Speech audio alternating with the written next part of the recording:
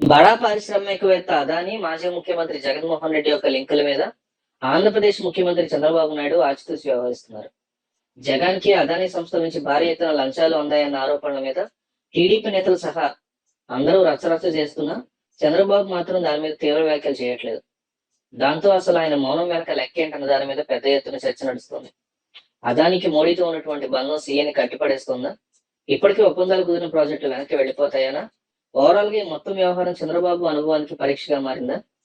బడా ఇండస్ట్రియలిస్ట్ గౌతమ్ అదానీ మీద అమెరికాలో న్యూయార్క్ డిస్ట్రిక్ట్ కోర్టులో నమోదైనటువంటి లంచాల కేసులో జగన్ సర్కార్ పాత్ర వెలుగు చూడడం రాజకీయంగా కలకలం రేపుతోంది. సోలార్ విద్యుత్ ఒప్పందాల కాంట్రాక్టులు దక్కించుకునేందుకు 5 రాష్ట్రాల్లోని ప్రభుత్వ అధికారులకు 2029 కోట్లు లంచాలు ఇవ్వాలని అదానీ గ్రూప్ నిర్ణయించిందని అమెరికా ప్రాసిక్యూట్ కేసులో పత్రాల్లో పేర్కొన్నారు. అప్పుడు వైసీపీ ప్రభుత్వం పెద్ద జగన్ కే 1750 కోట్లు చెల్లించేందుకు అంగీకారం కుదిరిందనేది ఎఫ్బిఐ లాంటి అంతర్జాతీయ నిఘా సంస్థ అభియోగాలు మోపింది.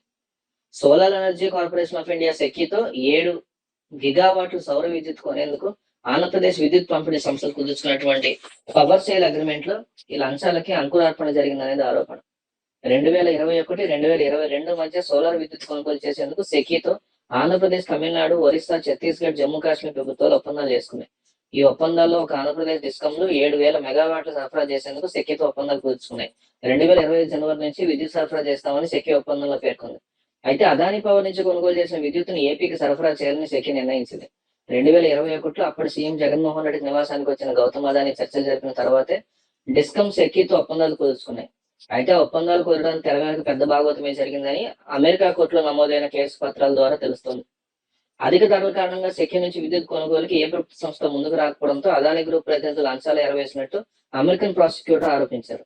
ఈ క్రమంలో జగన్తో అదానీ ఎప్పుడెప్పుడు తాడేపల్లి ప్యాలెస్ లో భేటీ అయ్యారో అమెరికా సంస్థలు తమ దర్యాప్తు నివేదికలు తేదీలతో సహా స్పష్టం చేశాయి.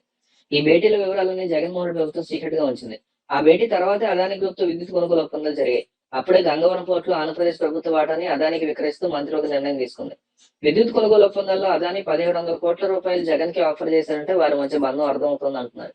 గత 5 ఏళ్లలో అదానికి కృష్ణపట్నం, గంగవరం పోర్టులు, 10 విద్యుత్ ప్రాజెక్టులు, 27 లక్షల గృహ విద్యుత్ కనెక్షన్ మీటర్లు అమర్చే కాంట్రాక్ట్ ఇలా చాలానే కట్టబెట్టింది జగన్ ప్రభుత్వం. గత 5 ఏళ్లలో ఏపీలో అదానికి కట్టబెట్టినటువంటి ప్రాజెక్టుల విలువ 2,76,333 కోట్ల రూపాయలట. మరి వాటికి సంబంధించి ఎన్ని వేల కోట్ల రూపాయల ముడుపులు అందాయనే చర్చ మొదలైంది. ప్రస్తుతం ఎక్కడ చూసినా అదానీ గ్రూప్ గురించి తీవ్రంగా చర్చలు నడుస్తున్నాయి. ఏపీలో శాఖ మరీ ఎక్కువగా కనిపిస్తోంది. ముఖ్యంగా జగన్ కూడా ముడుపులు తీసుకున్నారంటూ వచ్చిన వార్తలు, అమెరికాలో నమోదైన కేసుల నేపథ్యంలో ఆంధ్రప్రదేశ్ రాజకీయాలు ఒకసారిగా వేడెక్కాయి.